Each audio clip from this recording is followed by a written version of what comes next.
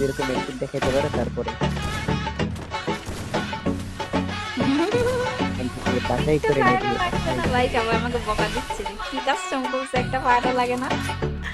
But এটাই তো মজা, আমি দেখতে চাই লাস্ট জোনে কয়জন থাকে, আমি এটাই দেখতে চাই।